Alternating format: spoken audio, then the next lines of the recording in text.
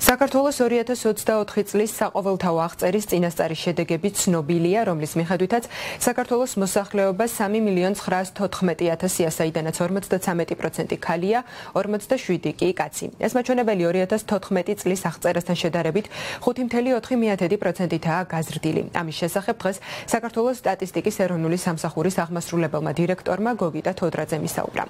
მან განაცხადა, რომ 2014 წელთან შედარებით ასევე გაზრდილია ქალაქში მცხოვრები მოსახლეობის რაოდენობაც. გარდა ამისა, საქსტატი მოსახლეობის აღწერის მეთოდოლოგიის შესახებაც ავრცელებს ინფორმაციას.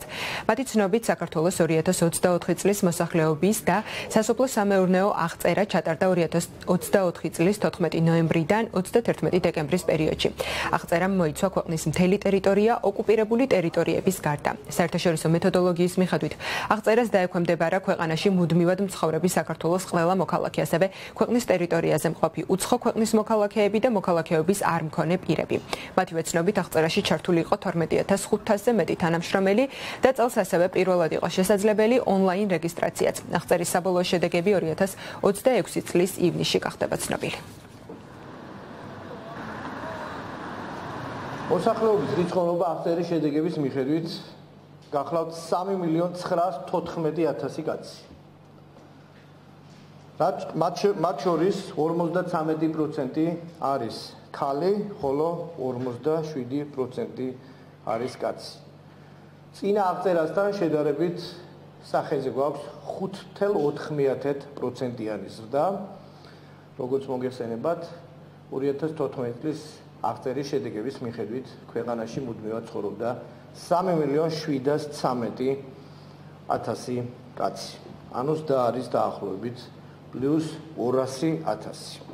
რაც შეეხება მოსახლეობის განაწილებას დასახლების ტიპების მიხედვით, მოსახლეობის 62% ცხოვრობს ქალაქად, ხოლო 38% სოფლად თუ 2014 წლის მონაცემების მიხედვით თბილისში ცხოვრობდა 1.108.000 კაცი.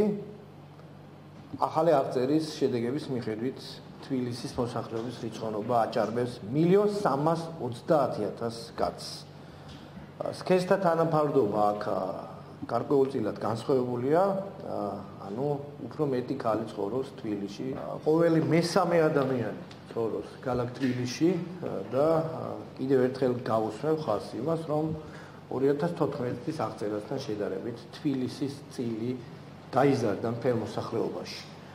მოსახლეობის რიცხოვნობის მიხედვით შემდეგ ადგილზეა იმერეთი, რომელზეც მოდის 13%, შემდეგ ქვემო ქართლი, აჭარის ავტონომიური რესპუბლიკა და შედარებით მცირე რიცხოვნობით გამოირჩევა გურია, მცხეთა-მთიანეთი, რაჭა, ლეჩხუმის და ქვემო სვანეთის რეგიონები. აღწერა არის უნიკალური წყარო ზოგადად მოსახლეობის შესახებ სოციალურ და ეკონომიკურ მდგომარეობის მონაცემების მიღების მიზნით ყველაზე დაბალი დასახლებული პუნქტის სოფლის მიხედვით.